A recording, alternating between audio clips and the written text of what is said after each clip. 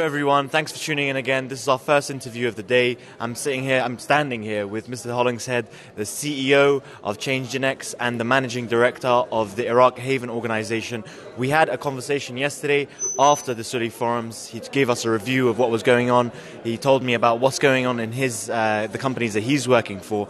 And I'm really interested and really excited to have this interview with him right now so we can share what's going on, especially because it's really affecting, what we're going to do, what's going to happen in the Iraqi economy. Now, what you're working on right now, Mr. Hollingshead, is a reconstruction in a Yazidi camp, and it's going to bring back about 3,000 construction jobs. Can you tell us more about that? It's not a Yazidi camp. It's a greenfield site. Right. Between Al-Qash and Teleskov. Al-Qash subdistrict is an 80% Yazidi part of Nineveh, but with two big Christian villages, Al-Qash and Teleskov. And what we're going to do is create a secured special economic zone that'll bring a big foreign direct investment to Iraq. The first investment is a $1.8 billion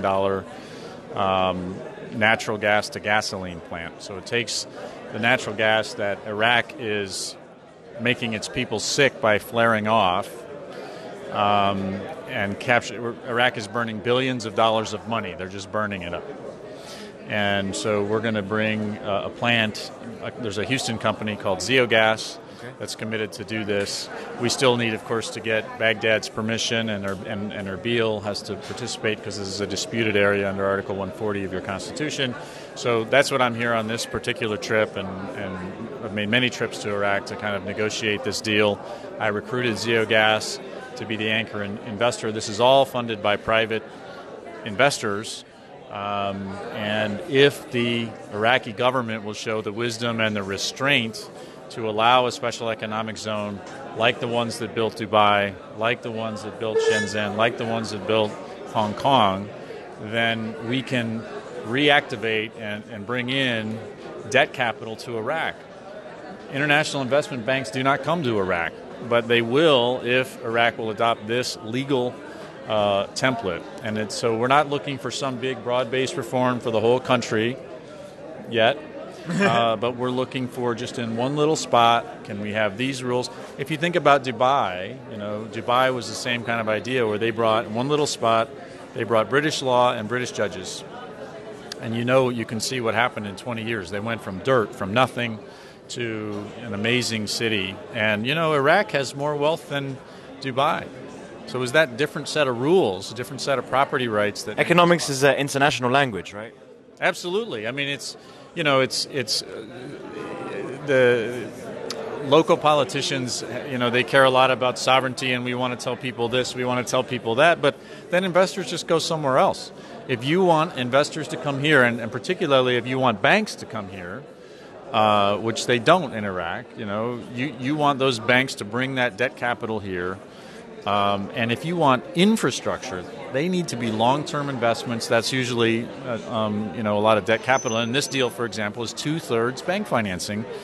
And there's banks willing to do it if Iraq will, adopt this kind of a model. And so that's what we're working on here. So you talk about Iraq adopting this kind of model or making an exception for this special economic zone. From what you've heard at Suli Forum, not today yet, but yesterday, do you think there's a good chance that it will happen? And do you think that our politicians have the, maybe not the courage, but, the willingness to, make an exception for this? It takes wisdom and it takes restraint. I'm optimistic based on my conversations with folks in several parties. The Speaker's Party, the Al-Sadr Bloc, the Prime Minister's Party. And so I'm optimistic. I mean, if you look at what caused the last government to fall in Iraq, when the Iranians decided to try to destabilize because they didn't want the prime minister to stay, and they cut off water and electricity to Basra, he came in and said, I'm going to create 5,000 new government jobs. Nobody believed him because there's no money, there's no whatever.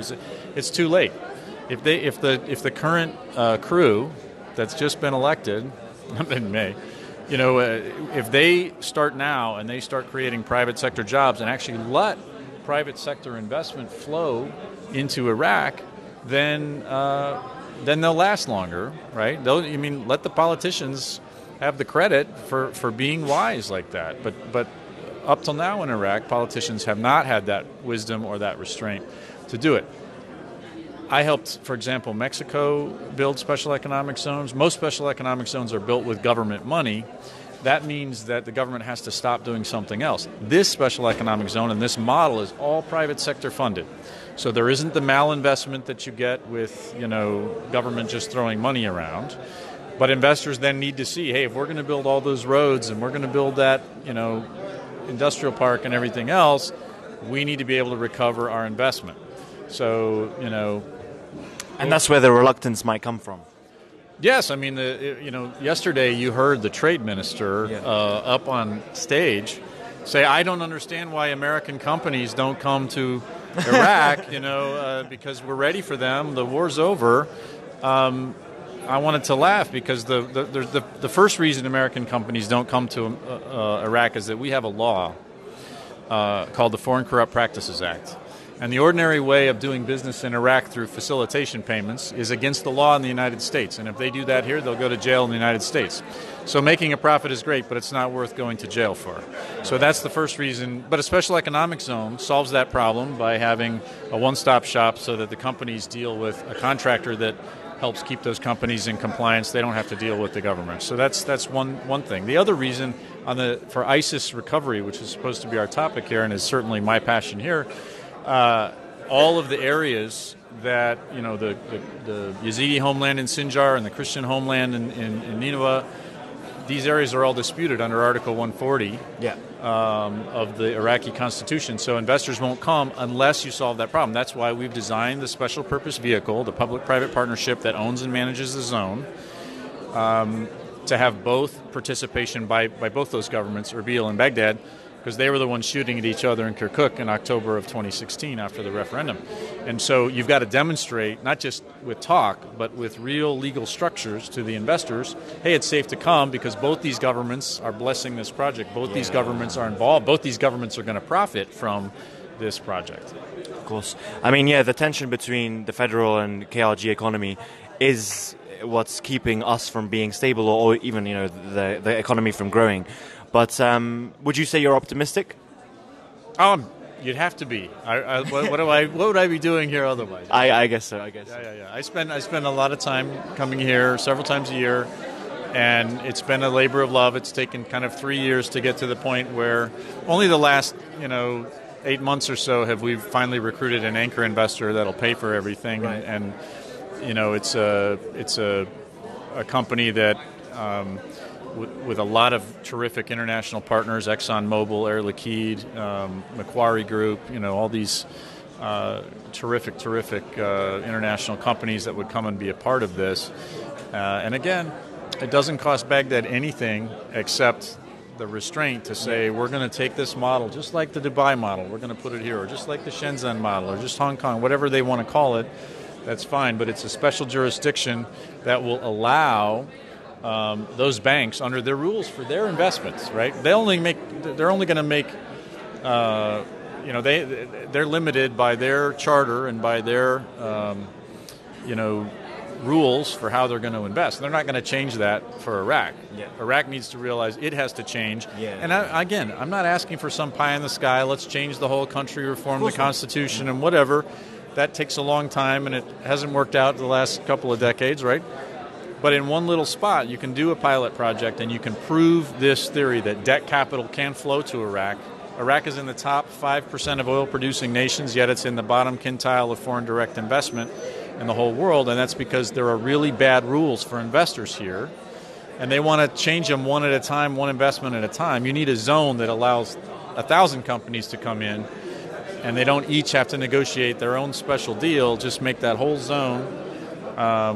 So all I want is 1 square mile where the rules are what international investors expect, and then you will see jobs come here, and the politicians can have the credit for being wise and allowing those jobs. And that zone will inevitably grow because of the free market principles that it will behold. Shenzhen in China grew, and there's a communist authoritarian government that it grew from 30,000 people to 17 million people from 1983 to 2006. And the income of those people went up 40-fold in that one generation. It's a great economic miracle, and we can do that here in Iraq. Look at Dubai, a very similar numbers in Dubai. And Iraq has more wealth and more human capital than Dubai. And you know what? I go over the Middle East. I've done work in Libya and stuff like that. And all over the Middle East, people tell me, we're going to be the next Dubai. We want to be the next Dubai. And I say, great. Why don't you try what Dubai tried? Yeah. What Dubai tried was a different set of rules. They brought in British law and British judges. And a different set of rules changed everything. So that's what you need, is just you take a little spot and you bring in the property rights that allow investment to flourish, and the rest is history. Yeah, I mean, you're not compromising much, it being just a square mile especially. Yeah. And I truly do wish you the best in that happening. It's not only good for, the company and that area, but, the country itself. And, we would love to, have an interview again with you soon. Maybe after everything's done, you can give us a review, and hopefully you're more optimistic than you were right now. And thank you very much for joining us. AUIS Eagles and Highly OK. Thank you very much. Cheers.